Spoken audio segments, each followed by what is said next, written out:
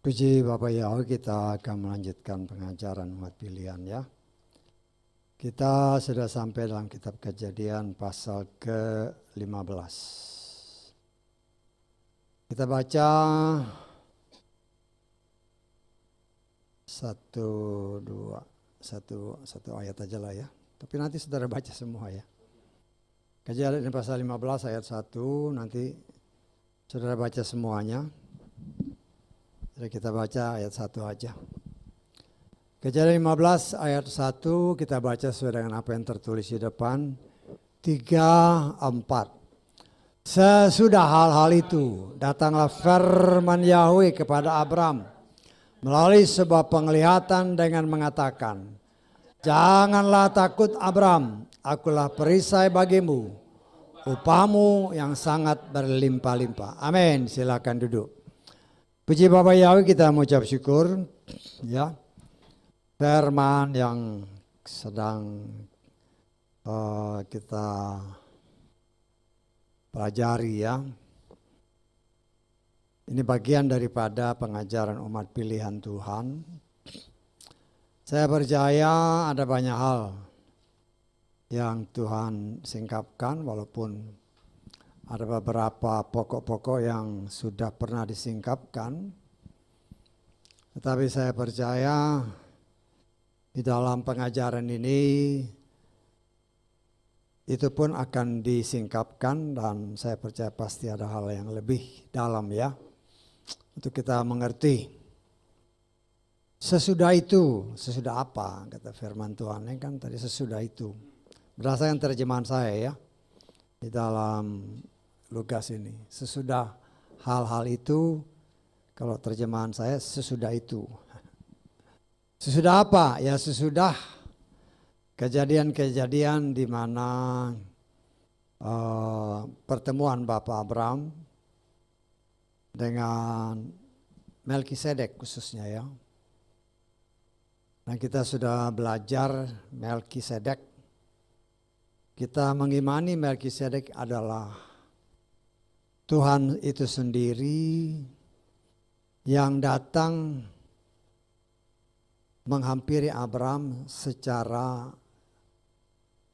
nyata ya, dengan pandangan yang terlihat ya. Nah, kita percaya ya Tuhan kita itu adalah Tuhan yang Maha Kuasa. Dia bisa menampakkan dirinya sebagai manusia, sebagai malaikat, sebagai apapun ya, sesuai kehendaknya, karena dia Maha Kuasa. Dan kita sudah belajar bahwa kalau dia menampakkan dirinya sebagaimana wujudnya yang asli, kita mati ya, kita mati. Nah, Tuhan itu setia kepada firman-Nya. Karena itu ketika dia menampakkan dirinya sebagai wujud yang dia kehendaki kepada siapapun, baik kepada Abram termasuk kepada kita yang hidup pada akhir zaman ini, tidak ada sesuatu yang mustahil ya. Dan kita percaya itu untuk apa? Untuk membuat kita semakin dikuatkan. Demikian juga Abram dalam hal ini dikatakan sesudah Abram bertemu dengan Melkisedek, Bapak Yahweh memberikan penglihatan sesuai firman Tuhan tadi untuk menguatkan kembali Abram. Jangan takut kata firman Tuhan ya. Akulah perisaimu ya. Akulah perisaimu ya. Perisai adalah suatu alat yang biasa dipakai dalam katakanlah peperangan untuk bisa menangkis ya serangan-serangan dari musuh, siapapun musuh itu. Nah, perisai itu yang dipakai sebagai alat untuk menangkis serangan-serangan daripada musuh ya. Kita melihat ya di dalam kitab yang ditulis oleh Paulus pun kepada jemaat Efesus, Di dalam Efesus pasal ke-6 ya, kita lihat ayat ke berapa? 16 ya. Efesus pasal 6 ayat 16. Seraya menggunakan perisai iman di atas segalanya, ya. Kita sudah belajar atau pernah kita belajar, iman memang definisinya sebagai tertulis di dalam Ibrani pasal 11, ya. Tetapi iman, ya, dunia mengenal banyak iman. Iman dalam arti kata, setiap kepercayaan mempunyai imannya sendiri. Imannya beda ya. Itu yang harus kita ingat. Orang yang mempunyai kepercayaan A, B, C dan seterusnya, imannya beda dengan iman kita. Kita sudah belajar bahwa iman yang dimaksudkan memang definisinya Ibrani 11, tetapi di dalam Galatia sudah dijelaskan iman kita adalah Yeshua itu sendiri. Ya, Yeshua itu siapa? Bapa Yahweh sendiri, dan Yeshua itu sendiri adalah firman Tuhan. Ya, jadi iman kita kepada firman yang hidup. Firman itulah yang sanggup menyelamatkan saudara dan saya. Bapa Yahweh, ya di dalam Efesus, perisai iman kita adalah Yeshua. Kepada Abraham, Bapa Yahweh sendiri berbicara, dialah yang menjadi perisai. Dialah yang menjadi benteng bagi Bapa Abraham di dalam menjalani kehidupannya sesuai dengan kehendak Tuhan. Ya. Bahkan janji Tuhan bukan saja dia sebagai pelindung daripada Abraham, tetapi janjinya upahmu, berdasarkan terjemahan saya, terjemahan Lukas ini, upahmu sangatlah berlimpah-limpah, ya, sangat berlimpah-limpah, ya. Saudaraku yang dikasihi oleh Bapa Yahweh, firman Tuhan berkata, upah artinya kita melakukan suatu pekerjaan, suatu tindakan, ada upah, ya. Kalau kasih karunia itu ya anugerah aja. Tetapi kalau berbicara upah, berarti berbicara suatu perbuatan yang kita lakukan ada upahnya, ada rewardnya, ya, ada upahnya lah, ya, ada istilah lainnya mungkin ada gajinya, ya, ada gajinya. Nah, saya percaya upah yang Tuhan maksudkan di sini karena ketaatan Bapak Abraham diperlihatkan kepada orang banyak, khususnya Raja Sodom ketika dia habis membebaskan Lot, ya. Dia katakan kepada Raja Sodom, ya, saya tidak akan mengambil apapun yang menjadi jarahan setelah peperangan, ya. Karena apa? Karena saya percaya Tuhan yang saya sembah akan sanggup memberkati saya lebih dari jarahan, walaupun jarahan itu milik dia, ya. Karena ya, istilahnya dalam peperangan dahulu, kalau kita mengalahkan musuh, maka semua barang itu menjadi barang rampasan, barang jarahan, itu menjadi pemilik daripada yang menang perang. Tapi Bapak Abraham menunjukkan kepada Raja Sodom, dia tidak akan mengambil barang jarahan itu, ya. Karena apa? Karena dia percaya bahwa Tuhan sanggup memberikan dia lebih daripada barang jarahan itu sendiri. Nah, saudaraku yang dikasihi oleh Bapak Yahweh, ketika Tuhan ngomong seperti itu, ya, balasan Bapak Abraham dalam ayat kedua, kita lihat ayat kedua, ya. Kita lihat ayat kedua, Abraham berkata, ya Tuhan Yahweh, apa yang akan engkau berikan kepadaku, sedang aku tidak mempunyai anak. Dan ahli waris di rumahku ialah Eliezer, orang Damsyik, ya. Dan Abraham berkata, lihatlah engkau tidak memberikan benihmu kepadaku, Dan lihatlah anak laki-laki di rumahku lah yang akan menjadi ahli warisku. Ini sesuatu hal yang secara pikiran manusia ya wajar-wajar aja. Ya. Karena Eliezer, saya percaya Eliezer ini sudah menyertai Bapak Abraham sejak dari Ur Kasdim ya. Dari Ur Kasdim waktu itu dengan bapaknya sampai di Haran, dari Haran mereka ke Sikem ke Kanaan. Eliezer ini yang senantiasa menyertai ya. Eliezer namanya, Eliezer dari namanya berarti, nama itu berarti Tuhanku sebagai penolongku ya. Nah saudaraku yang dikasih oleh Bapak ya, tetapi Bapak Yahweh berbicara kepada Bapak Abraham bahwa orang yang dikatakan oleh Bapak Abraham itu tidak akan menjadi ahli waris ya. Tidak akan menjadi ahli waris karena yang dikatakan ahli waris oleh Tuhan adalah yang berasal dari benih Bapak Abraham sendiri ya. Walaupun di sini kita melihatnya, kita melihat ayat keempat, coba lihat ya. Tetapi datanglah firman Yahweh kepadanya dengan mengatakan, orang itu tidak akan menjadi ahli warismu, tetapi dia yang keluar dari benihmu, dialah yang akan menjadi ahli warismu. Di sini menjadi akhirnya menjadi suatu pertanyaan ya, pertanyaan besar bagi Abraham. Karena memang Tuhan tidak menyebutkan ya.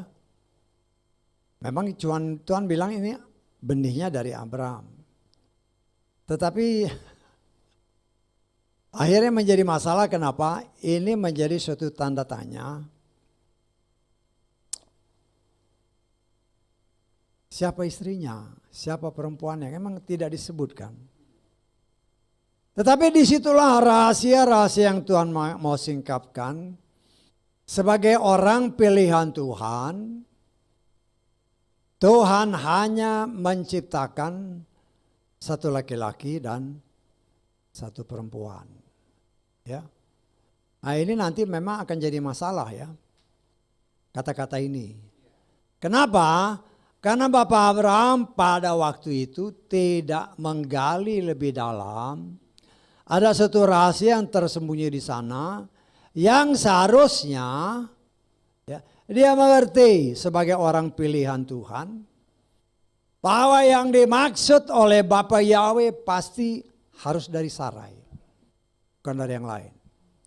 Tetapi karena di sini nggak disebut, nanti itu menjadi suatu permasalahan yang besar sampai saat ini. Ya, tetapi ya itu kan nanti kan kita lihat. Saya hanya kasih tanda poin, kasih tanda kutip aja dulu. Ini nanti bisa jadi masalah. Kenapa? Disitulah sebagai orang pilihan Tuhan, seharusnya orang pilihan Tuhan mengerti bahwa yang dimaksudkan Tuhan di sini, walaupun Tuhan tidak sebut. Memang benih memang harus dari laki-laki ya. Tetapi benih itu jatuhnya kemana? Nah ini yang menjadi pertanyaan karena memang Tuhan tidak menyatakan dengan tegas. Tetapi seharusnya sebagai orang pilihan Tuhan, Bapak sudah tahu dari pengalaman sebelumnya bahwa pembelaan Bapak Yahweh terhadap dia dan istrinya itu sangat istimewa. Kan dalam pengalaman sebelumnya kan. Ketika mereka datang ke Mesir, istrinya diambil. Karena memang dia tidak ngaku itu istrinya. Tetapi pembelaan Tuhan luar biasa. Karena memang Sarai ini dalam pandangan Bapak Yahweh, inilah istrimu, bukan yang lain. Ya. Tetapi ya nanti kita lihat ya dalam pasal-pasal berikutnya kita lihat. Karena ini bisa menjadi suatu tanda tanya besar. Kenapa jadi tanda tanya besar? Karena Abraham, ya itulah pengaruh lingkungan, bisa mempengaruhi firman yang kelihatannya tidak disingkapkan secara gamblang kepada orang pilihan. Sehingga orang pilihan bisa menafsirkannya salah-salah. Bisa tangkap maksud saya? Ya. Nah, dia harus mengerti bahwa Tuhan itu tidak menciptakan satu Adam dengan banyak Hawa, enggak. Satu Adam ya satu Hawa. Ya. Ah, saudaraku yang dikasih oleh Bapak Yahweh, ini kita lihat ya, nanti ini bisa jadi masalah. Ya. Tetapi yang Tuhan kasih lihat adalah kamu keluar. Ya. Keluar di dalam ayat kelima dikatakan, Bapak Yahweh membawa Abraham keluar dan berfirman, lihatlah ke langit dengan saksama. Hitunglah bintang-bintang itu seandainya engkau dapat menghitungnya. Dan dia berfirman kepadanya, demikianlah kelak benihmu. Nah, ayat ke-6. Percayalah dia kepada Yahweh dan Bapak Yahweh memperhitungkan hal itu kepada sebagai kebenaran. Ya, apa yang kita lihat di sini? Tuhan bilang, lihat ke langit. Ketika dia melihat ke atas, ya, timbul kepercayaan. Ya, tangkap, ya. Ketika dia melihat ke atas, dia melihat,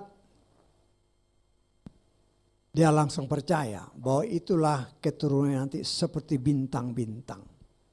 Ya.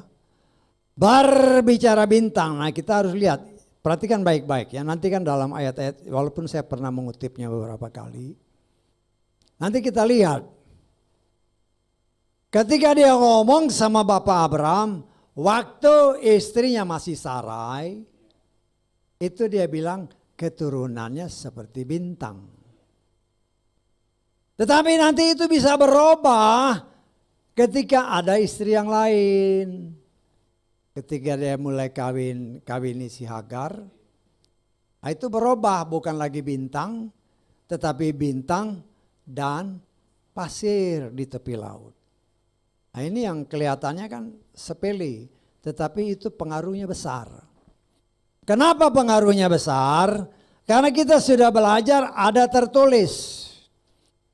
Tidak semua orang Israel itu adalah Israel. Yang disebut orang Israel adalah yang berasal dari Yitzhak. Nah, itu kan kata firman. Kita sudah belajar ya dalam kitab Roma, nanti saudara cek lagi. Ya. Jadi semuanya itu ada kaitan. Kenapa Tuhan kasih lihat bintang? Tuhan menghendaki orang pilihan sebagaimana tertulis. Menjadi seperti bintang-bintang di tengah dunia yang gelap. Karena dunia ini dikuasai oleh si jahat. Dunia ini dikuasai oleh kegelapan. Di tengah dunia yang gelap, Tuhan menghendaki ya, ada bintang-bintang yang menerangi dunia. Ya, itu bukan saja terjadi kepada umat pilihan Bapak Abraham, tetapi saudara dan saya sebagai bagian daripada umat pilihan Tuhan. Walaupun bukan secara langsung keturunan atau benih dari Bapak Abraham. Tetapi Yeshua berbicara, ada domba-dombaku dari kandang yang lain, dari tempat yang lain. Yaitu kita sebagai orang yang ada di luar Israel secara jasmani, ya. Nah, saudaraku yang dikasih oleh Bapak Yahweh, ketika Bapak melihat ke atas, dia langsung percaya bahwa Tuhan sanggup membuat keturunannya seperti bintang-bintang. Dia langsung melupakan apa yang dia katakan pada awal. Saya nggak punya anak.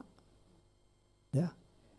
Tetapi ketika dia melihat ke atas, ketika dia melihat langit, ketika dia melihat hadirat Tuhan, pikirannya langsung berubah. Ya. Dan itu diperhitungkan sesuai firman Tuhan oleh Bapa Yahweh sebagai kebenaran.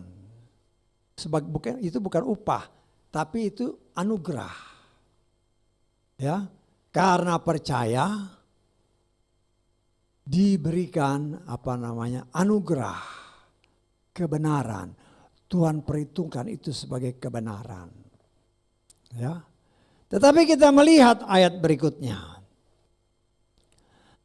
Dan dia berfirman kepadanya, akulah Yahweh yang membawa engkau keluar dari Ur Kasdim untuk memberikan negeri ini kepadamu untuk mewarisinya. Dan dia menjawab, ya Tuhan Yahweh, dengan cara bagaimana aku akan mengetahui bahwa aku akan mewarisinya. Ketika Tuhan bilang lihat ke atas, dia langsung percaya. Ketika Tuhan bilang ini semua akan jadi milikmu.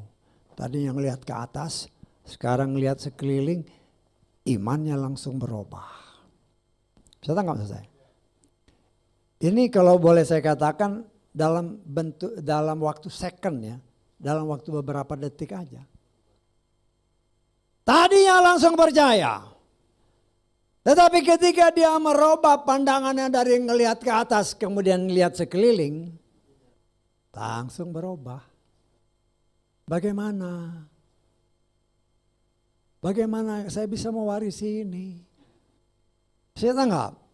Nah di sini kita melihat bagaimana Tuhan juga mengajar saudara dan saya.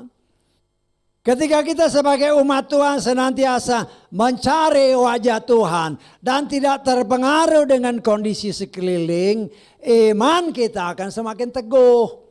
Tetapi ketika kita mulai melihat sekeliling, apa yang di sekelilingmu, kalau kita tidak berjaga-jaga akan membuat iman kita goyah. Ya. Ini kan kalau saya boleh katakan hitungannya second ini, detik. Percaya, merubah pandangan, langsung berubah. Nah, di sini kita harus belajar dari sebagai orang pilihan Tuhan. Ya. Di luar Israel secara jasmani, tapi karena kita sedang belajar sebagai orang pilihan Tuhan. Apa artinya? Ya. Memang Tuhan yang bilang, kamu ini semua daerah akan jadi milikmu. Tetapi bukan berarti Tuhan menghendaki kita langsung berubah. Ketika kita melihat ke atas, kita percaya. Ketika kita melihat sekeliling, langsung ambruk. Ya. Tuhan tidak menghendaki saudara dan saya seperti itu. Karena kita memang ada di tengah dunia ini. Tuhan tidak menghendaki kita terpengaruh oleh dunia, apa yang kita lihat di dunia ini. Kan di atas Tuhan sudah bilang, akulah perisaimu. Kan itu kan dia bilang. Aku perisaimu.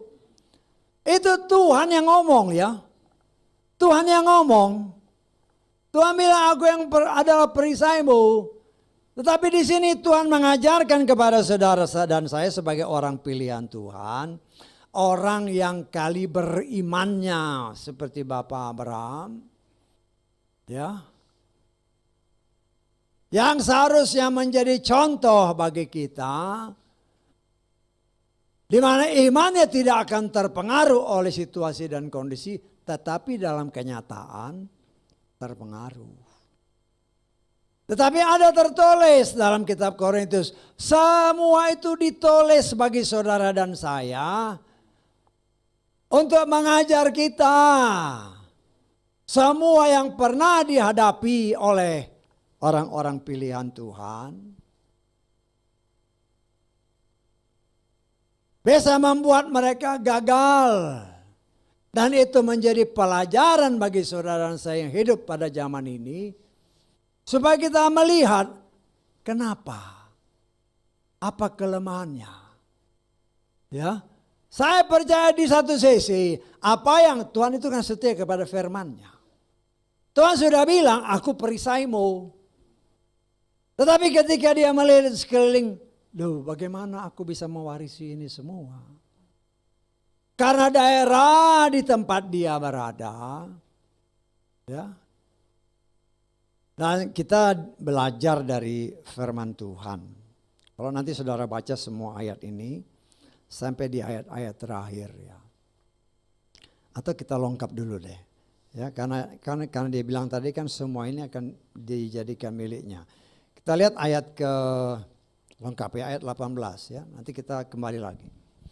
Ayat 18 kita lihat. Pada hari itulah Yahweh telah membuat sebuah perjanjian dengan Abraham dengan berfirman, Aku telah memberikan negeri ini kepada benihmu, mulai dari sungai Mesir sampai ke sungai besar, yakni sungai Efrat dan seterusnya. Artinya kalau saudara lihat peta, ya, sungai besar, sungai Efrat, sungai di mana Ur Kasdim itu ada. Ya, kalau saudara lihat peta dari Ur mereka kan turun ke Haran, baru nanti terus turun ke mana, ke Kanaan, Sikem dan seterusnya. Ya, yang Tuhan mau kasih unjuk di sini, Tuhan izinkan Bapak Abraham sampai ke Mesir. Karena janji Tuhan, nah kita kutip di dalam kitab Yosua, kita lihat ya. Kita lihat kitab Yosua pasal ke-1. Ayat ketiga. Ayat 3 dan ke-4. Setiap tempat yang di atasnya kakimu akan menginjak, aku telah memberikannya kepadamu. Sebagaimana aku telah berkata kepada Moshe, dari padang gurun dan Libanon ini bahkan sampai ke sungai besar, sungai Efrat. Seluruh negeri orang Het dan laut ke laut besar, ke arah terbenamnya matahari akan menjadi batas wilayahmu. Artinya, saya menafsirkan, ya, saya menafsirkan apa yang Tuhan izinkan di mana Bapak Abraham dari Ur Kasdim, dia melewati sungai Efrat, kemudian dia turun ke Haran, dari Haran dia turun lagi ke Sikem. Dari Sikem dia turun lagi ke Betel, ke Ai, ke Negeb, ke Mesir. Semua wilayah ini pernah dia injak berdasarkan kitab Yosua. Semua yang pernah diinjak ini itu jadi milik dia. Jadi milik Bapak Abraham. Ketika Bapak Yahweh berbicara dari sungai ini sampai sungai ini, kan gak ada peta dulu. Gak ada peta. Bagaimana dia punya bayangan? Tidak bisa dia punya bayangan apapun.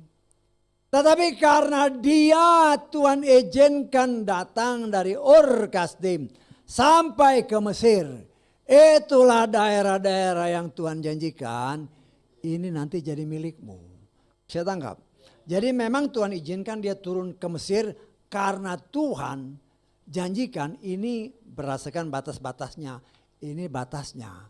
Daerahmu sini sampai selamanya. Artinya berlaku sampai saat ini. Walaupun sekarang ini itu kan banyak negara-negara. Bagaimana caranya? Kalau Tuhan berfirman itu pasti terjadi. Dan saya menafsirkan itu terjadi kemungkinan besar 1000 tahun kita memerintah bersama Dia. Di mana rajanya? Yaitu Yeshua sendiri. Dan kita ada di sana. Merintah bersama Dia. Saudaraku yang dikasihi oleh Bapak Yahweh. Sangat luar biasa. Ya, memang tadinya kan waktu kita belajar tentang Bapak Abraham. Ngapain dia udah sampai di Kanaan. Tinggal di Betel. Mau pergi ke Ai. Pergi lagi turun ke Negeb. Pergi lagi ke Mesir. Tuhan izinkan dia melihat semua itu. Karena semua itu tanah yang kau pinjak itu jadi milikmu. Kan dari sungai Efrat sampai sungai Mesir. Dan itu yang akan menjadi milik daripada keturunan Bapak Abraham. Ya, tapi memang itu sampai sekarang belum tergenapi. Tetapi saya percaya itu akan dikenapi dengan cara Tuhan dan waktu Tuhan. Di sini kita melihat saudaraku yang dikasih oleh Bapak Yahweh. Ketika Bapak Abraham ragu-ragu. Tadinya ketika dia melihat ke atas, dia melihat bintang, dia langsung percaya. Bahwa keturunan ini sebegitu banyak. Dia lupa apa yang pernah dia katakan sebelumnya. Aku gak punya anak. Tapi ketika dia melihat ke atas, lupa semua itu. Kalau kita melihat kehadirat Bapak Yahweh, semua apa yang ada di dunia ini terlupakan. Karena kita terpusat kepada Dia. Nah, saudaraku yang dikasih oleh Bapak Yahweh. Firman Tuhan berkata, ini semua jadi milikmu. Bapak Abraham ragu. Orang yang ragu, orang yang bimbang, jangan harap mendapatkan sesuatu. Ya, firman Tuhan kita lihat. Dari mana? Iya, Yakobus berapa? Loh, kita belajar ini. Ya. Yakobus 1 ayat ke ya. Yakobus 1. Enggak, ayat 6 aja. Ayat 21 itu yang lain. Ayat ke-6. Namun biarlah dia meminta dengan iman. Dengan tiada bimbang. Karena apa?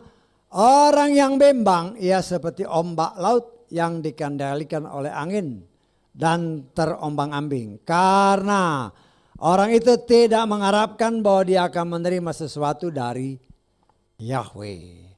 Orang yang bimbang ragu di hadapan Bapa Yahweh seperti ombak laut yang tidak menentu. Orang seperti ini jangan harap akan diberikan sesuatu oleh Bapa Yahweh. Demikian juga Bapak Abraham. Tadinya percaya karena dia melihat ke atas. Tetapi ketika dia melihat ke bawah, dia lihat sekeliling, langsung berubah total. Kita belajar dari sini. Ya. Bukan jangan kita ikuti, oh Bapak Abraham aja begitu, nggak apa-apa. Bukan begitu, justru kita belajar. Walaupun kita ada di tengah dunia, ingat bahwa Dia perisai kita. Itu janjinya kan dalam ayat pertama. Aku perisaimu, dan ini kata-kata ini seolah-olah lupa Bapak Abraham. Ya. Tapi di sini kita diingatkan oleh Tuhan, kita belajar dari Tuhan bahwa Tuhan kita, saudara dan saya adalah anak Bapak Yahweh. Kita pun mempunyai perisai iman seperti apa yang diberikan oleh Bapak Abraham kepada Bapak Yahweh kepada Bapak Abraham. Di sini kita melihat saudaraku yang dikasih oleh Bapak Yahweh. Karena ragu-ragu timbullah perintah ini. Ya. Ayat seterusnya dari ayat ke berapa ini? Ayat ke 9.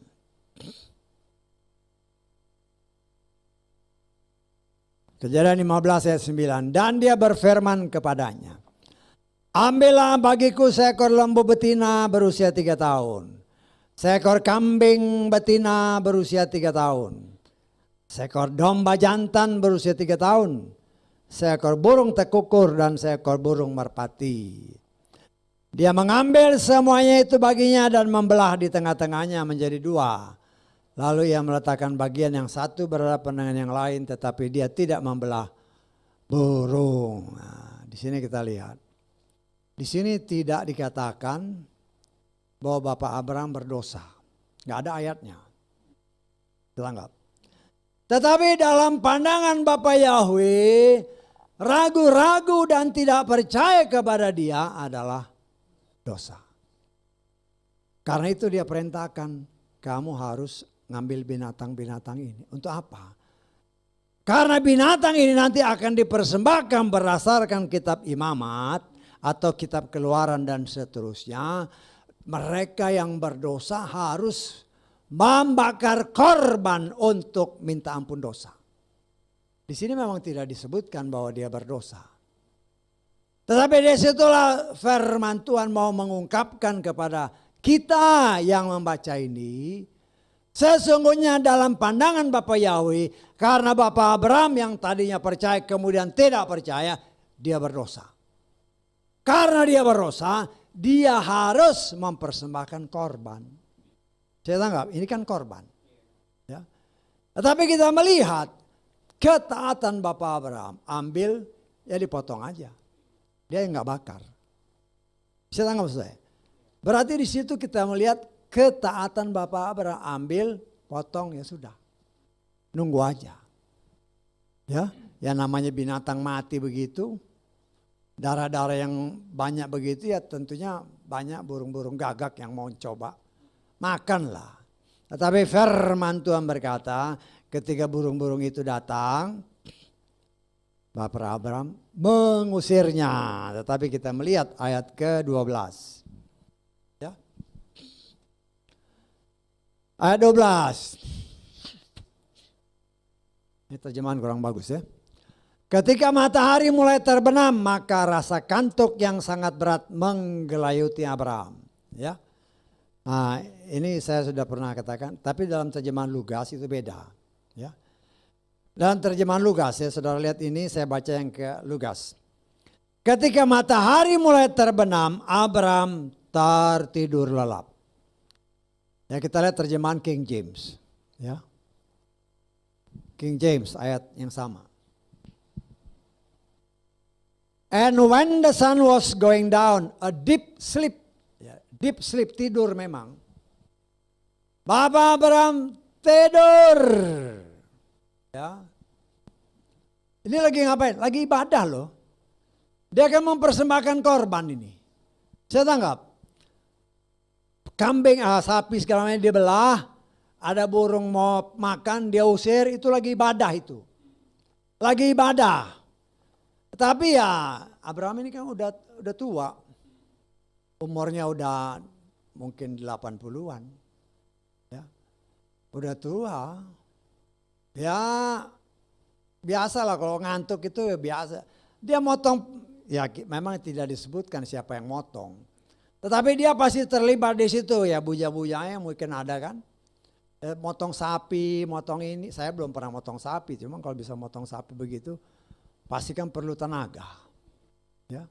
Ya bisa aja dia juga yang motong. Ya, kenapa loh? Dia juga bisa perang kok. Ya orang dulu sama orang sekarang beda. Ya. Kalau zaman-zaman kita sekarang ya jangankan umur 80-an, umur 40 50 juga mungkin udah teler suruh potong kerbau sendiri.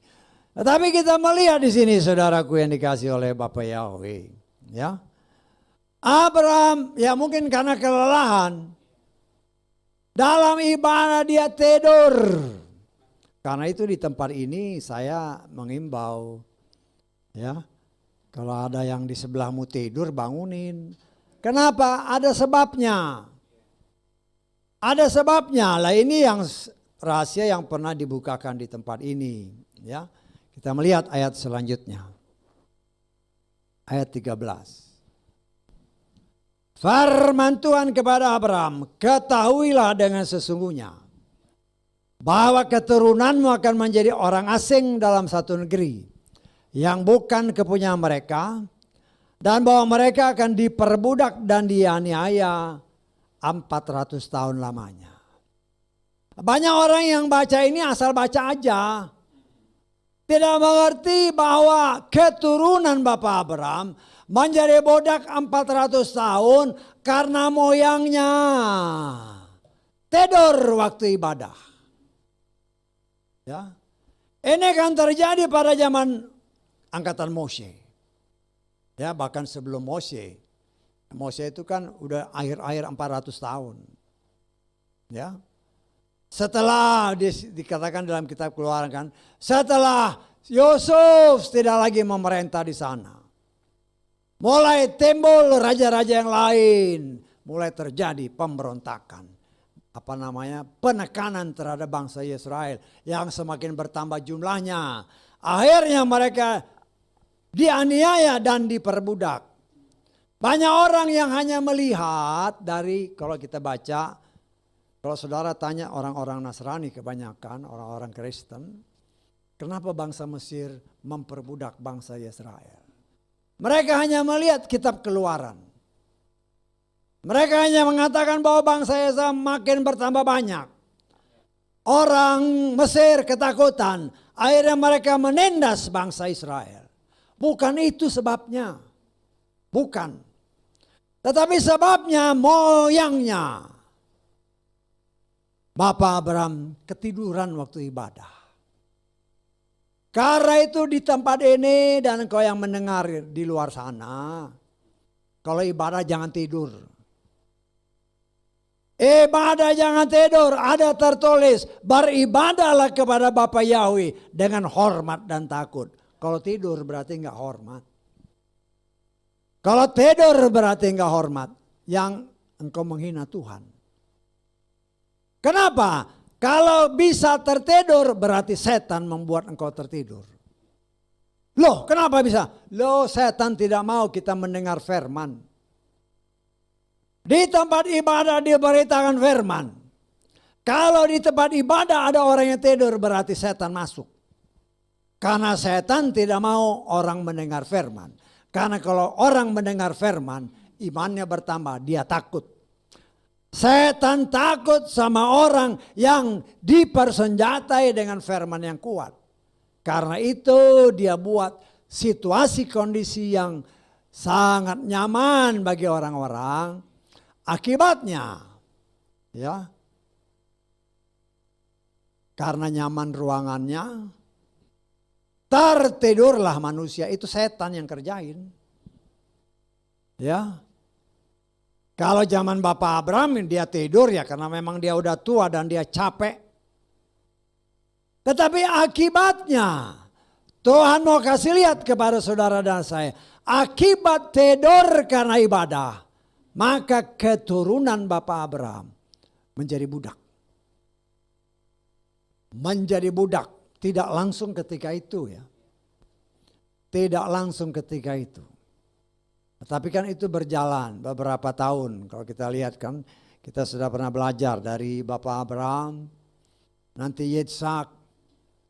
Dari Yitzhak umur sampai berapa? 100, terus timbul Yakub. Ya. Yakub umur 120 tahun baru dia masuk ke tanah Mesir. Ya, baru di situ nanti dia hidup beberapa tahun di Mesir. Kemudian dia umur berapa 130 tahun kalau nggak salah dia masuk ke Mesir kan. Kemudian dia hidup di Mesir selama beberapa tahun zaman pemerintahan nanti kita masuk ke sana ke pemerintahan anaknya si Yusuf. Nah nanti setelah Yusuf mati baru terjadi perbudakan.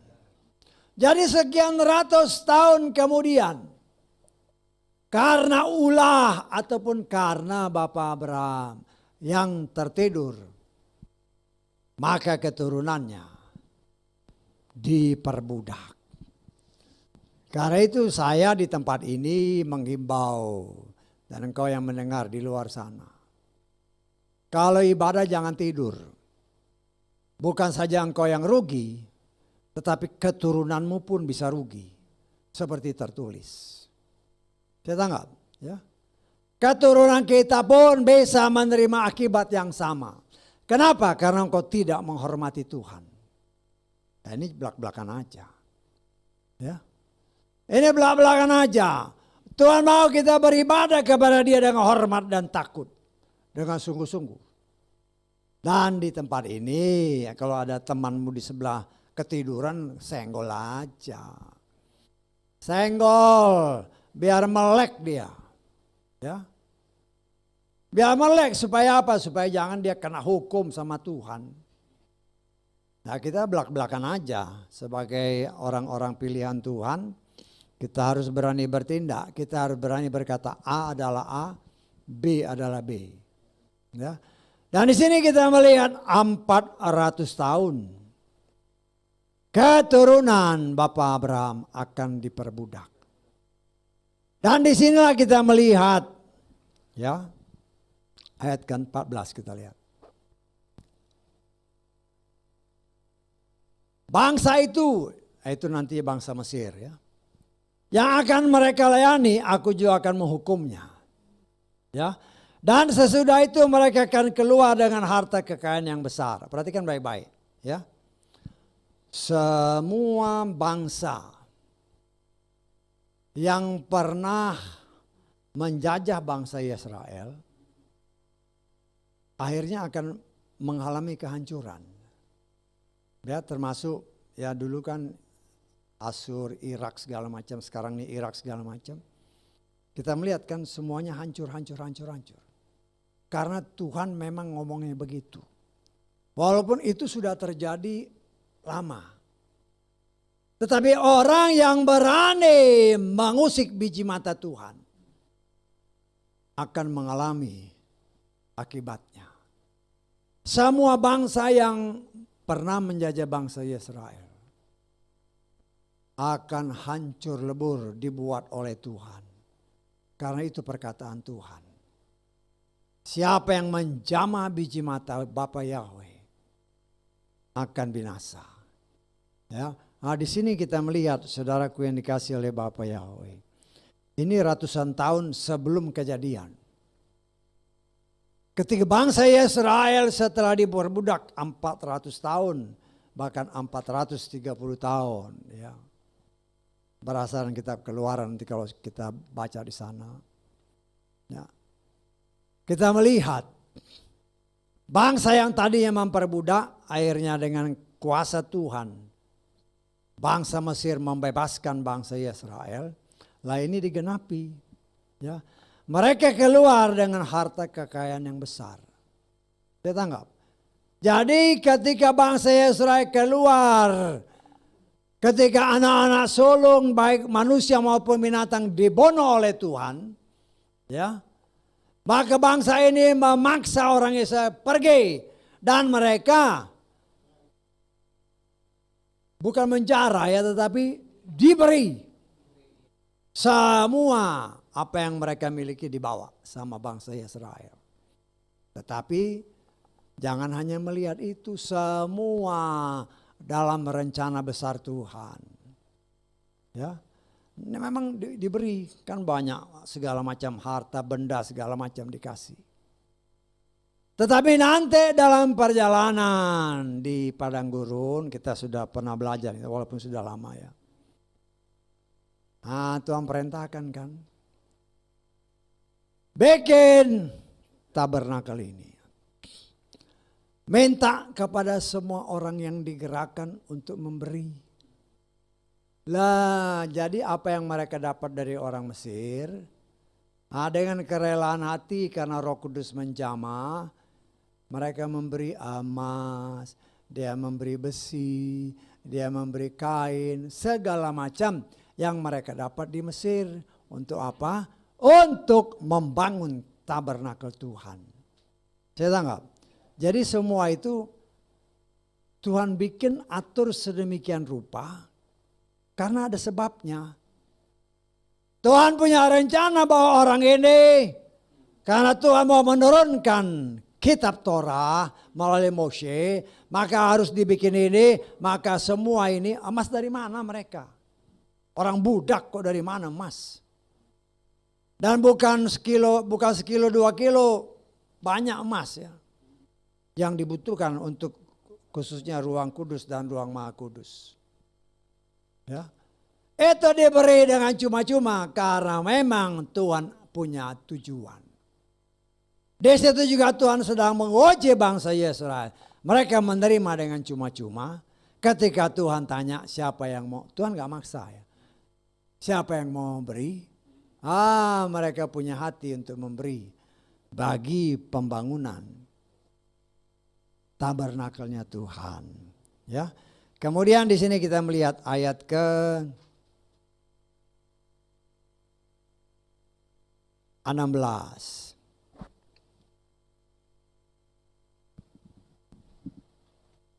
Namun generasi yang keempat akan kembali ke sini. Nah, ini yang kita melihat. Yang banyak orang ketika mereka membaca, kita sudah dibuka rahasia ini ya. Tapi karena kita belajar di sini, saya hanya mau katakan banyak orang ketika mereka membaca apa yang Yeshua katakan. Kita coba lihat ya. Dan kita Matius pasal ke-24.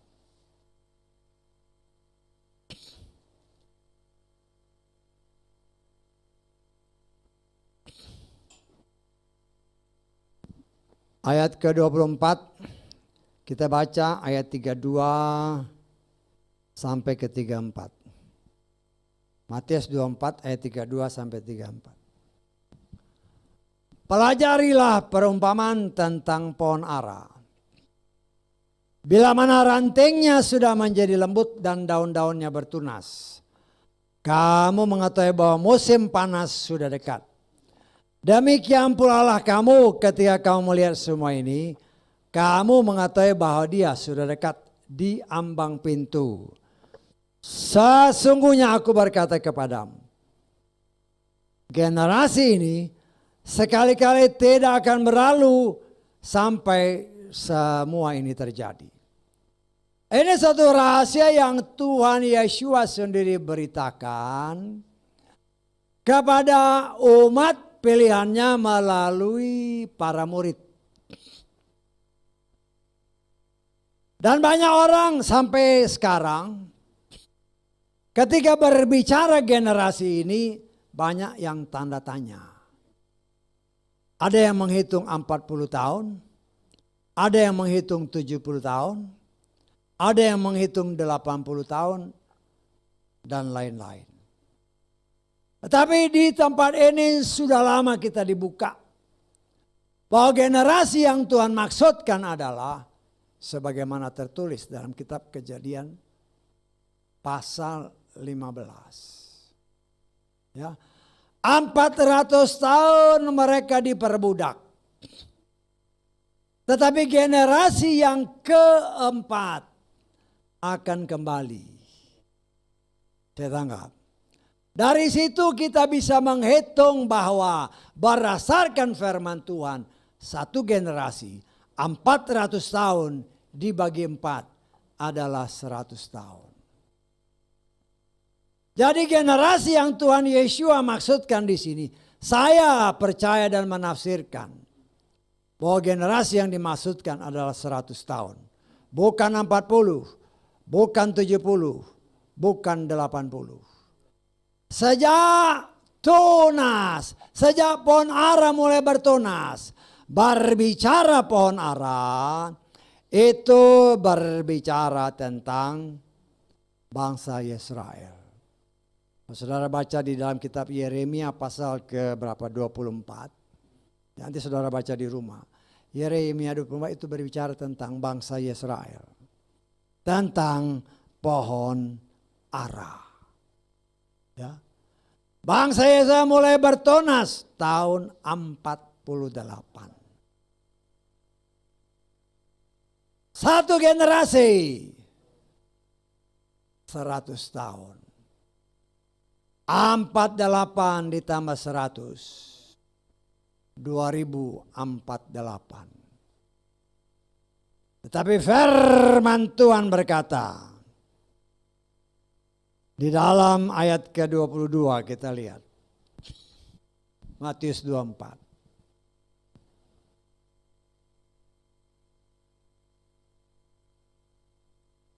Sekiranya hari-hari itu tidak diperpendek, maka semua manusia tidak akan diselamatkan. Tetapi karena mereka yang terpilih, hari-hari itu akan diperpendek.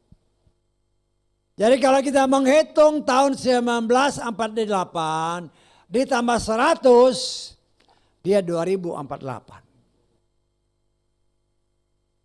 Tetapi kalau waktu diperpendek, waktu yang diperpendek ini yang kita tidak tahu.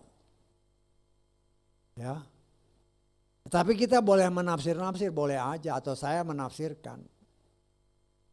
Karena memang di dalam kitab Mazmur ada tertulis, umur kami 70, kalau kuat 80. Banyak orang yang mengambil 80.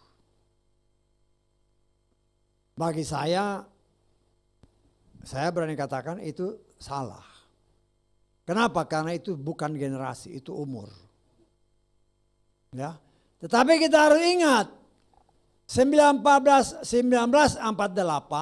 itu bulan Mei ya bangsa Israel tumbuhkan. Kalau saya nggak salah 14 Mei. 14 Mei 2048. Ya. Kalau ditambah 80 berarti berapa? 48 tambah 80 2028. Betul nggak? 2028 kan? Kalau 2028 setelah bulan Mei itu mungkin. Bisa nggak maksud saya? Kalau kita tambah 80, karena saya katakan berdasarkan kita mazmurkan umur kami 70. Kalau kuat 80, kita ambil hal yang 80. Karena kalau 70 udah lewat. Saya tanggap. Kalau 80 belum lewat. Tapi kalau 80 berarti bulan Mei tahun 2028. Saya tanggap itu 80 tahun. Tetapi kalau 100 tahun dengan waktu yang diperpendek, bisa aja bulan Juni tahun 28. Bisa ditangkap maksud saya. Tetapi yang intinya bukan tahun 28, 29 atau tahun berapa. Intinya apakah kita siap? Ya. Kenapa saya mengambil generasi seperti itu? Ya. Inilah di mana Bapak Abraham dijanjikan oleh Tuhan. Ya. Bahwa umatmu akan kembali merdeka setelah perbudakan. Ya memang kita lihat, kita sudah belajar dari kitab Daniel kan. Di mana diperhitungkan dengan sangat-sangat luar biasa. Bahwa memang apa yang dikatakan di dalam kitab Daniel itu memang tepat seperti apa yang terjadi pada zaman kita. Ya, pada zaman kita di mana kita melihat Nebukadnezar dia jadi gila sekitar berapa tahun? 7 tahun kan, 7 masa. Ya, seperti bangsa Israel yang lupa Tuhannya. Lupa Tuhannya selama 7 masa. 7 tahun. 7 dikali 360 hari. Itu 2520 hari.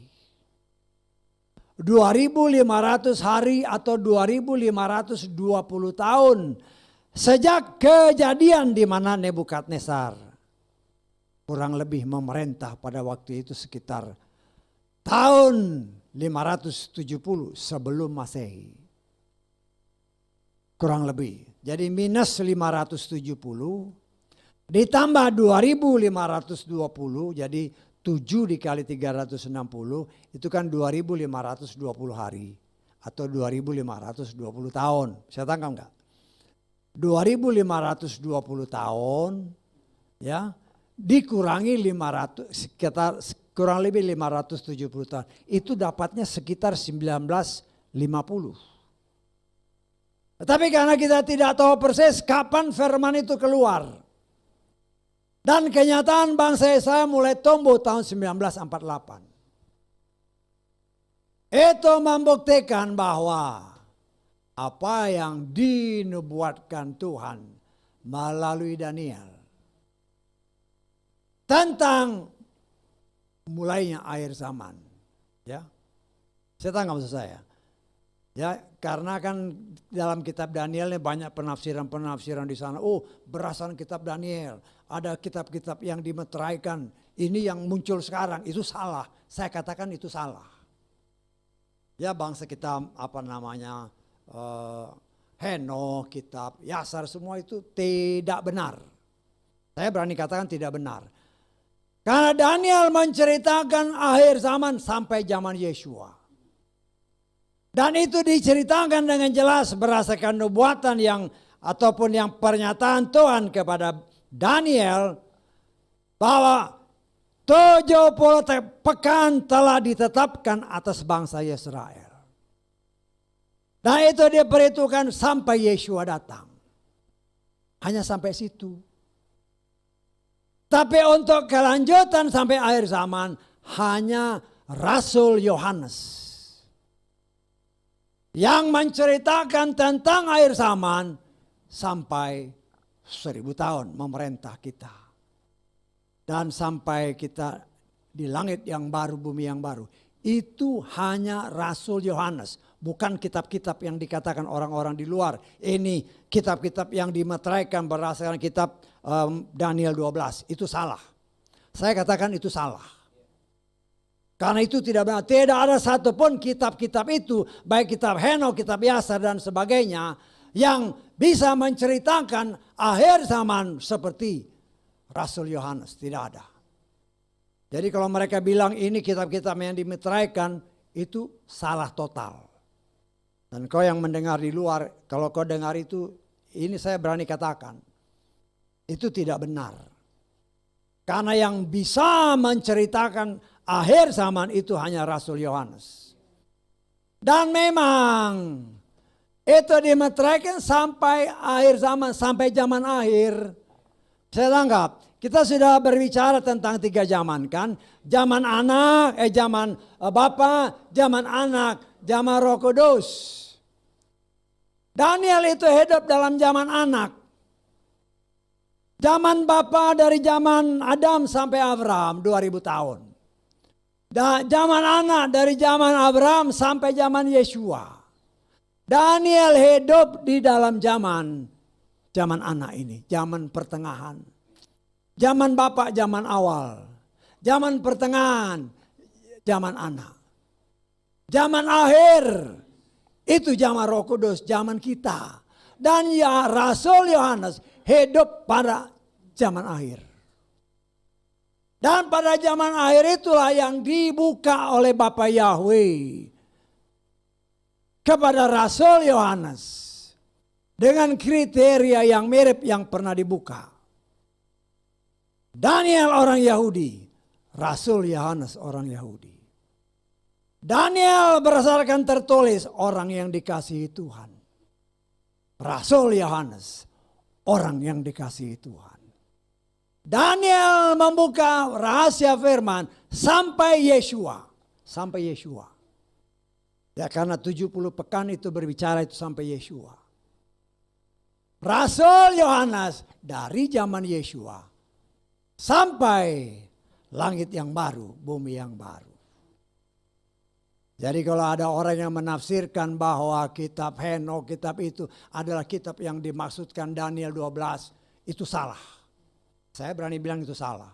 Karena kitab-kitab itu tidak sedikit pun menceritakan tentang sebagaimana diceritakan oleh Tuhan Yeshua kepada Rasul Yohanes. Sampai selesai. Kita mengucap syukur saudaraku yang dikasih oleh Bapa Yahweh. Melalui Bapa Abraham. Kita mengetahui bahwa yang dimaksudkan Yeshua tentang generasi itu bukan 40 tahun. Bukan 70 tahun. Bukan 80 tahun. Tetapi 100 tahun. Tetapi 100 tahun memang batasnya tahun 2048. Tetapi Yesus sendiri berbicara, waktunya diperpendek. Waktu yang diperpendek itu tidak tahu. Tapi saya menafsirkan seperti yang tadi saya coba beberkan. Tetapi bagi kita bukan itu yang perlu. Kapanpun dia datang, kita harus siap. Kita lagi tidak terpengaruh dengan apa yang dilihat keliling. Tetapi mata kita tertuju ke atas. Kepada Bapa Yahweh. Iman kita semakin bertambah. Kita harus menjadi bentang-bentang yang diperlihatkan Bapa Yahweh kepada Bapa Abraham. Menjadi bentang, menjadi penerang bagi orang-orang yang hidup akhir zaman. Supaya jangan tertipu dengan pengajar-pengajar yang dikatakan oleh firman Tuhan hamasia palsu yang dimunculkan pada akhir zaman. Nah, kita harus berani berbicara belak-belakan aja. Ya, khususnya bagi jemaat di sini. Tapi kan karena kita siarkan ini di luar, biar mereka juga dengar. Jangan sampai salah menafsirkan. Ya, yang kita harus lihat, nubuatan-nubuatan yang ditulis Tuhan melalui Daniel itu sangat tepat. Dan saya mengucap syukur. Ya, kita menerima pembukaan-pembukaan yang luar biasa. Bukan untuk di sok-sokan, tidak. Supaya kita tahu bahwa waktu Tuhan itu memang sudah sangat dekat. Yang menjadi masalah, apakah kita siap? Siap atau tidak siap? Dikatakan oleh firman Tuhan, itu sudah di ambang pintu. Sudah dekat, ini kan udah tahun 23. Ada penafsiran, oh tahun 23 akan pengangkatan, dasarnya apa? Saya pernah baca soalnya. Pengangkatan tahun 23, dasarnya apa? Nggak ada dasarnya. Dasarnya itu harus firman. Jangan karena yang dilihat di luar. Karena memang macam-macam orang kan. Ada orang, oh ini Pak, karena kan katanya. Dunia berencana akan dibentuk satu yang dikatakan New World Order. Akan dibentuk tahun berapa? Tahun 30. Berdasarkan kitab Daniel, ini kitab Daniel lagi yang diambil. Ya. 1 minggu yang terakhir. Karena nggak baca benar ya bilang 1 minggu yang terakhir berarti 7 hari 7 tahun. Makanya diambil 2030 dikurangi 7 tahun 23 akan terjadi pengangkatan. Jangan apa yang ditulis kitab suci terus kau tafsirkan dengan apa yang dibentuk oleh dunia. Dunia mau bikin one world order tahun 30 terus kau anggap itu patokan, itu salah total. Saya berani katakan salah total. Tuhan tidak tergantung dengan apa yang terjadi di muka bumi. Tuhan yang mengatur semua. Bukan manusia yang mengatur Tuhan. Bisa tahu nggak maksud saya? Sehingga jangan, karena ada, saya baca kok tahun 23 pengangkatan. Saya bilang itu tidak benar. Tidak ada dasar yang sesuai firman. Tidak ada. Kalau hanya patokan, oh ini tahun 30 ada New World Order, itu patokan dunia. Itu bukan patokan Tuhan. Jangan tertipu dengan cara penafsiran yang tidak benar. Kalau itu sesuai firman, ada tertulis, itu boleh kita pertimbangkan. Tetapi kalau tidak sesuai, loh jangan sampai, itu yang namanya nabi-nabi palsu, main comot sana, comot sini. Bukan, dan kita bukan main cocok-cocokan, memang kita harus cocokkan dengan firman. Ada orang yang berani harus cocok logi, bukan cocok logi. Ini harus cocok dengan firman. Kalau nggak cocok dengan firman, itu yang harus dipertanyakan. Bisa tahu nggak maksud saya? Kita belajar tentang umat pilihan Tuhan. Tuhan mau kasih lihat orang pilihan seperti Bapak Abraham karena dia salah dalam ibadah. Memang bukan dia yang terkutuk, bukan dia yang jadi budak. Keturunannya menjadi budak. Tetapi kita melihat di sini Bapak yang Tuhan Yesus katakan dalam kitab Matius, sesungguhnya itu sudah ada di dalam Torah semuanya. Dan pernah saya katakan kepada saudara, bukan saja 400 tahun perbudakan dan generasi keempat balik, bukan saja itu. Tapi kalau kita bikin diadema begitu, dari zaman Adam sampai Bapak Abraham, itu persis 2000 tahun. Dan 20 generasi. 2000 tahun, 20 generasi. Satu generasi, 100 tahun. 2 ayat sudah cukup. Untuk saya berani menafsirkan bahwa generasi yang Tuhan maksudkan dalam kitab Matius 24 adalah 100 tahun. Tetapi yang 100 tahun itu bukan berarti tepat 100 tahun. Waktu yang diperpendek. Tetapi mari saudaraku yang dikasihi oleh Bapa Yahweh, kita sebagai orang pilihan Tuhan, kita belajar. Orang yang sebagai moyangnya orang pilihan, orang Israel. Kalau dia bikin salah, juga mendapatkan hukuman, walaupun tidak disebut ya. Bahwa Abraham itu berdosa, kan gak disebut kan. Tidak disebut karena ketidakpercayaan Abraham berdosa, tidak ada ayatnya. Tetapi kita harus berani menafsirkan berdasarkan kitab Torah. Karena dosa, maka engkau harus membakar korban. Abraham taat, Tuhan bilang potong sapi, potong kambing. Dia potong. Tapi dia tidak bakar. Kenapa? Karena dia tahu. Berdasarkan saya percaya hikmat yang berasal dari Tuhan. Kalau untuk membakar korban penghapus dosa, maka apinya harus dari Tuhan. Walaupun ini belum dibuka. Tetapi berdasarkan apa yang Tuhan katakan kepada Mose. Ketika Mose mempersiapkan korban, api dari sorga yang membakar habis korban itu. Demikianlah yang terjadi kepada nenek moyangnya bangsa Israel, Bapak Abraham. Orang pilihan yang disuruh Tuhan, tinggalkan keluargamu.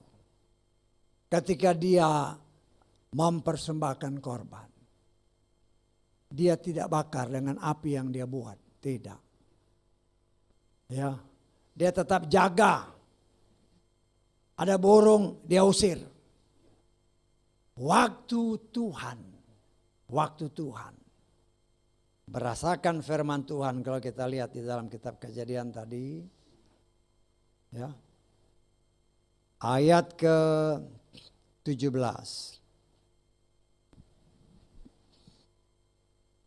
Terjadilah matahari telah terbenam. Hari telah menjadi gelap dan tampaklah sebuah perapian yang berasap dan sebuah suluh yang berapi melintas di antara potongan-potongan daging itu. Ya.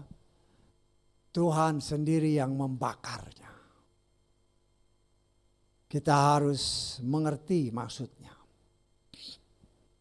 Ya.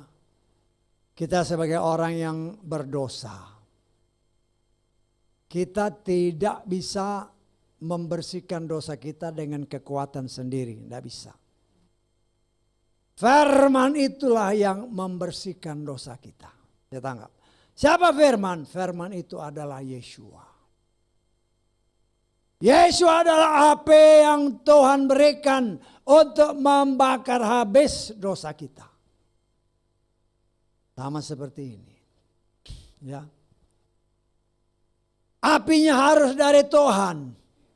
Kita bisa diampuni dosa salah kita hanya oleh Tuhan yang sanggup menghapus dosa salah kita. Bukan kuat gagah kita.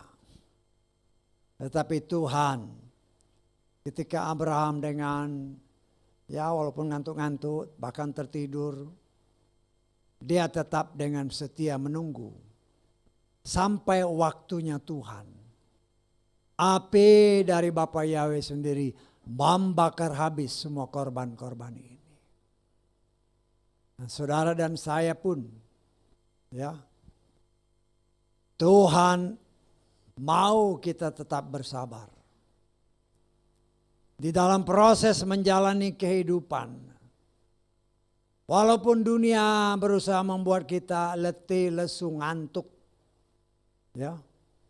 Tapi oleh kekuatan yang berasal dari Bapa Yahweh, di tengah dunia yang situasinya hampir sama dengan situasi Bapak Abraham yang menakutkan, kan tadi dikatakan kan. Oh, suasana yang sangat menakutkan. Bapak Abraham tetap berdiam menunggu waktunya Tuhan. Saudara dan saya pun dalam suasana dunia yang semakin mencekam. dengan berita yang macam-macam. Ya, bukan saja dari dunia, dari orang-orang yang mengaku diri anak-anak Tuhan, mulai bikin segala macam tafsiran yang macam-macam. Bukan untuk menguatkan anak Tuhan, maka bahkan membuat anak-anak Tuhan malah jadi ketakutan. Kan nakut-nakutin, oh nanti begini-begini. Kok nakut-nakutin anak-anak Tuhan? Saya tidak pernah mau mengajarkan saudara seperti itu. Ada tertulis, Bapa Yahweh sudah mengetahui bagaimana menyelamatkan orang pilihannya, orang salehnya. Banyak pelayan-pelayan, oh nanti begini, ngapain nakut-nakutin orang. Bukan saja dunia yang karena suasananya begitu bikin takut orang. Yang menamakan diri pelayan Tuhan juga membumbui lagi. Membikin orang jadi semakin takut. Melihat dunia sama seperti Bapak Abraham. Tadi yang melihat ke atas langsung percaya. Tetapi karena pengaruh dunia. Lah gemetar, bimbang, ragu. Terjadilah penghukuman. Dosa. Nah, saudara dan saya pun harus lihat apa yang kita petik dari pengajaran ini. Lihat ke atas. Selama kita berseru berharap kepada Dia, jangan pernah takut. Ya. Bahkan Paulus berkata, aku hidup untuk Tuhan. Kalau mati adalah keuntungan. Kalau memang itu yang Tuhan kehendaki, ya terserah Tuhan. Tetapi saya percaya kita sebagai anak-anak Tuhan, selama waktu yang Tuhan izinkan, saudara dan saya dipersiapkan. Kita kan mengimani mau diangkat. Katanya mengimani diangkat, tapi dengar, oh ini pelayan Tuhan ngomong begini, ketakutan. Gentar, takut, wah tambah lagi bumbu kesana kemari. Itu hati-hati ya. Yang ngomong itu pelayan-pelayan Tuhan, oh nanti begini, buat apa nakut-nakutin orang. Justru harus membawa jemaat tetap kuat. Tuhan tidak akan pernah mengizinkan anak-anaknya yang dilindunginya dengan perisainya. Tidak akan pernah musuh bisa menusuk anak-anak. Kan dia perisai kita. Jadi jangan sampai itu ya namanya setan bisa pakai siapapun. Termasuk mereka yang menamakan diri pelayan-pelayan Tuhan. Kan banyak orang, aduh kata pelayan Tuhan ini terus takut kan. Ada tertulis ketakutan yang bukan berasal dari Tuhan itu dosa. Tuhan tidak mengajarkan kita takut kepada siapapun kecuali kepada Dia. Karena itu kalau ada berita-berita seperti itu, katakan kepada jiwamu, aku percaya kepada Bapa Yahweh. Kalau apapun yang Tuhan kehendaki, itu baik bagiku, itulah yang terjadi. Bukan kata dunia, bukan kata pelayan-pelayan Tuhan yang besar-besar luar biasa, bukan. Dari dalam, dari luar negeri ngomong, wah nanti begini. Itu kan katanya. Katanya. Bukan kata Tuhan. Jangan pasang telingamu untuk apa yang dari dunia. Pasang telingamu kepada Dia yang dari Bapa, yang dari atas sana. Yang bersemayam dalam kerajaan sehingga iman kita tidak tergoyahkan. Itulah yang dikatakan. Diperhitungkan Tuhan sebagai kebenaran. Nah, kita belajar, saudara. Belajar. Jangan sampai kita lihat kiri, lihat kanan. Oh ini pelayan Tuhan yang hebat ini. Dia ngomongnya kayak gini. Kau percaya ngomongan manusia apa percaya ngomongan Tuhan? Tuhan sudah berbicara. Akulah perisaimu. Aku yang menjagamu. Engkau biji mataku. Kalau ngomong, oh saya biji mata Tuhan. Tapi ketakutan. Kau menghina Tuhan. Ya. Ya dunia memang begitu. Tetapi banyaklah berdiam diri di bawah kaki Tuhan. Ngomong sama Tuhan. Dia yang akan memberikan kepada kita kekuatan. Jangan pasang telingamu untuk berita-berita yang macam-macam. Kalau toh itu benar, kau bisa apa? Kalau toh benar ya, bisa apa? Hanya Tuhan yang bisa menolong kita. Karena itu jangan pasang telinga kita untuk berita seperti itu. Pasang telinga untuk mendengar suara Dia yang kudus. Karena suara Tuhan tidak akan pernah membuat anak-anaknya menjadi ketakutan. Tidak. Kalau ketakutan berarti itu bukan dari Tuhan. Kalau takut berarti kau dosa. Saya tidak pernah melihat kata-kata Tuhan yang membuat orang gentar. Tidak. Anak-anak Tuhan. Bahkan para rasul. Contoh Paulus. Ketika Tuhan bilang engkau ke sana pasti akan dianiaya. Dia tidak gentar. Dia tidak gentar. Walaupun dia harus mati dia tidak gentar. Kenapa? Karena dia tahu upahku besar. Yang pasti dia hanya doakan Tuhan. Beriku kemampuan. Jangan sampai aku menyangkali engkau. Saya tangkap maksud saya. Itu yang kita perlu. Semua boleh terjadi tapi harus keluar dari mulut bibir kita permohonan Tuhan. Tolong aku. Jangan sampai aku menyangkali engkau. Karena kalau menyangkali jangan harap masuk surga. Jangan harap. Tetapi kalau kita tidak akan menyangkali Dia karena Roh Kudus yang ada di dalam kita. Memampukan kita untuk tidak pernah menyangkali Dia. Akan membuat kita tetap damai. Sama seperti teman-temannya. Siapa Daniel kan? Walaupun mau dicemplungin ke dapur api, dia tidak takut. Mereka tidak takut. Ya, karena mereka tetap, aku percaya Tuhanku. Kalau Tuhanku mau aku selamat, Dia sanggup. Kalau toh enggak, aku tetap tidak akan menyangkali Dia. Nah, kita harus memiliki iman seperti itu. Kita belajar dari Bapak Abraham. Ketika dia melihat ke atas, langsung dia percaya. Tetapi ketika dia melihat dunia, dia goyang. Ya. Di situ kita belajar, itu orang yang level imannya seperti Bapak Abraham.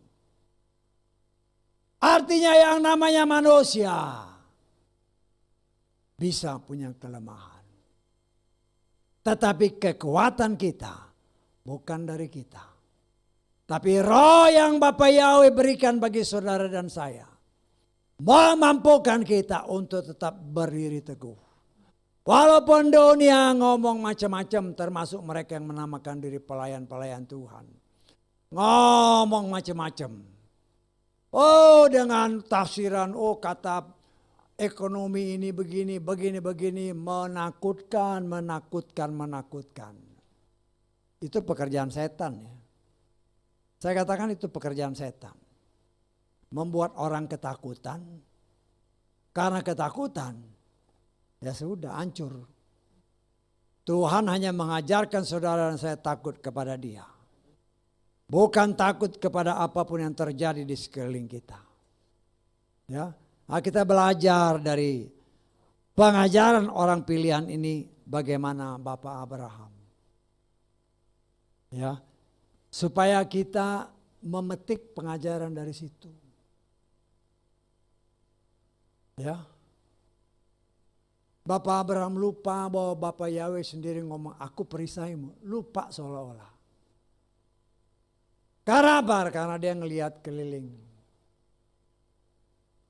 Ya. Dan akibatnya keturunannya. Saudara dan saya juga jangan lihat diri kita. Ya, mungkin kita sudah berkeluarga, punya ingat. Mungkin kita banyak terjadi kan dalam cerita-cerita dalam kitab suci. Ya. Bapaknya nggak apa-apa, tapi hukumannya ke anaknya. Contoh yang paling gampang kita sudah pernah belajar tentang Salomo. Bukan zaman Salomo, tapi zaman anaknya dipecah. Ya. Kenapa? Karena dosa bapaknya. Nah, kita kan tidak mau keturunan kita mengalami hal seperti itu. Bahkan kita mengharapkan melalui kita, keturunan kita diberkati oleh Bapa Yahweh. Keturunan kita, keluarga kita, karena kita diberkati oleh Bapa Yahweh. Kenapa? Karena kita mau memperkatakan perkataan yang positif. Jangan kata mereka-mereka yang negatif-negatif, yang menakut-nakutin. Karena ketakutan, akhirnya apa yang kau kerjakan tidak berhasil karena takut.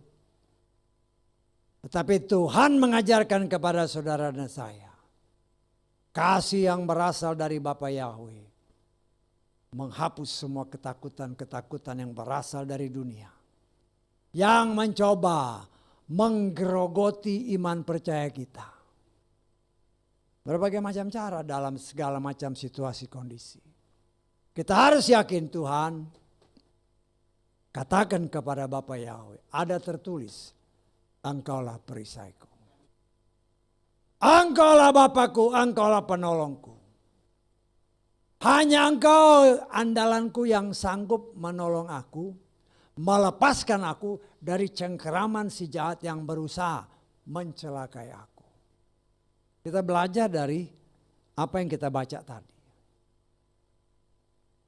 Artinya orang selevel Bapak Abraham, kalau dia ragu-ragu, dia celaka. Tuhan tidak mau kita seperti itu. Mungkin level iman kita belum seperti dia. Tetapi kita diajar memiliki iman di dalam Yeshua Mashiach. Percaya teguh dan tidak tergoyah oleh apa yang kita dengar dari sekeliling kita. Tetap memandang kepada Tuhan. Tetap melihat engkau dan saya dikehendaki Tuhan menjadi bintang-bintang di tengah dunia yang gelap. Bukan menjadi yang tidak memancarkan kemuliaan Tuhan. Apa gunanya kita hidup kalau kita tidak memancarkan kemuliaan Tuhan di tengah dunia yang gelap? Tetapi Tuhan menghendaki saudara dan saya, dunia boleh gelap, tapi anak Tuhan tetap memancarkan kemuliaan. Sehingga kita bisa memberkati banyak orang, menguatkan banyak orang. Sehingga dengan demikian kita menjadi alat Tuhan untuk mewartakan kebenaran yang sejati. Karena Tuhan tidak pernah mengajarkan kita ketakutan apapun juga. Tapi dari apa yang kita disingkapkan oleh Tuhan, waktunya memang sudah dekat. Tanya diri kita, seberapa siapkah kita? Saya tidak mengatakan, wah kalau gitu bagaimana dengan kehidupan saya? Semua apa yang kita kerjakan hari-hari, kerjakan. Bisa tahu nggak maksud saya? Jangan pikir macam-macam. Karena ada ya, ini karena pengalaman sih ya. Ada orang, waduh, jual rumah kan, ya bagus ya jual rumah maksudnya kan, maksudnya mau beli rumah baru, jual rumah. Oh terus dia bilang, nggak usah beli rumah baru, ngapain? Tuhan udah mau datang. Ya ikut aja karena yang ngomong ini kan pelayan Tuhan. Akhirnya apa? Nggak punya rumah, kontrak-kontrak habis duitnya. Jangan sampai kita tertipu seperti itu ya. Bagi saya engkau mau ini bikin tapi tetap jaga kekudusan.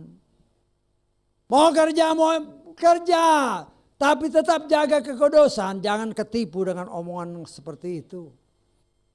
Wah nanti ini Tuhan mau datang gimana saya mau beli rumah. Beli aja. Memang rumah itu kau bawa? Enggak.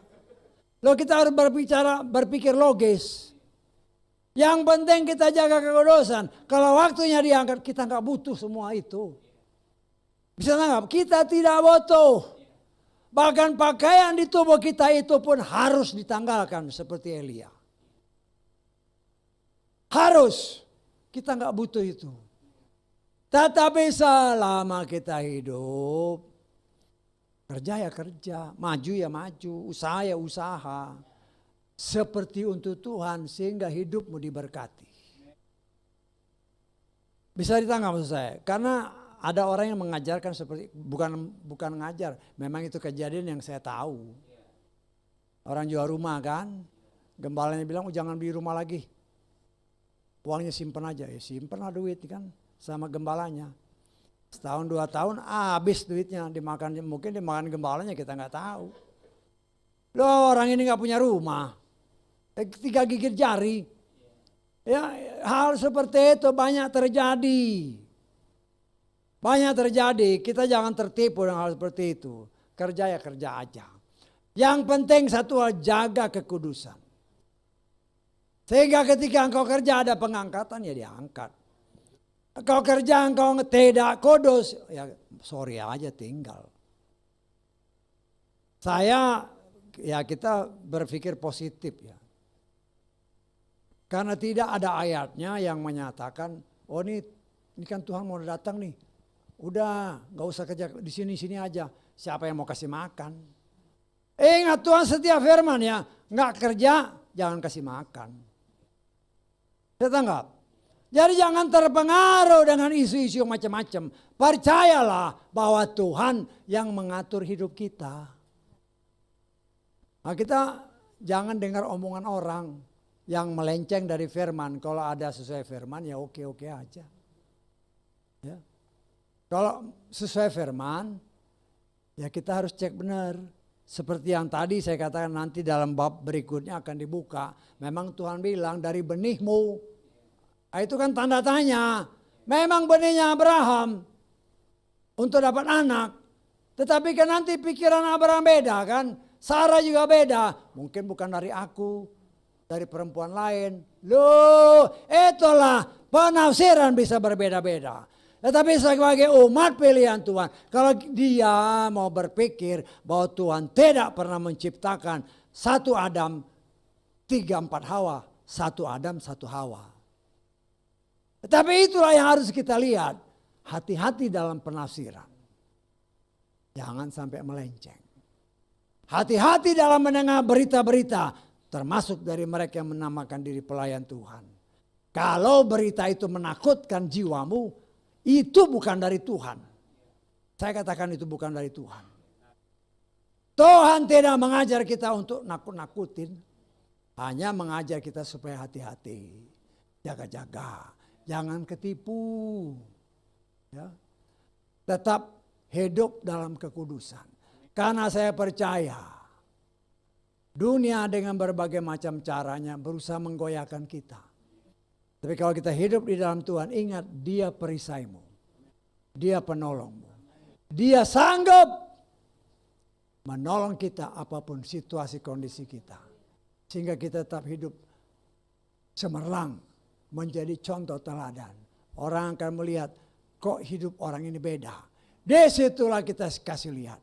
Orang yang hidup dalam Tuhan berbeda dengan orang-orang dunia. Karena itu maju, jangan ya kita belajar dari kitab ini. Abraham itu dikatakan oleh firman Tuhan. Ya. Dia itu leluhur orang pilihan. Tetapi leluhur pilihan pun kita melihat ada kelemahan. Tapi jangan kita petik, oh Abraham aja boleh. Hati-hati situ. Kita belajar dari situ, jangan diulangi. Tapi biar Roh Kudus yang membimbing kita. Sehingga kita hidup benar-benar sesuai kehendak Tuhan. Haleluya, amin. Mari kita bangkit berdiri.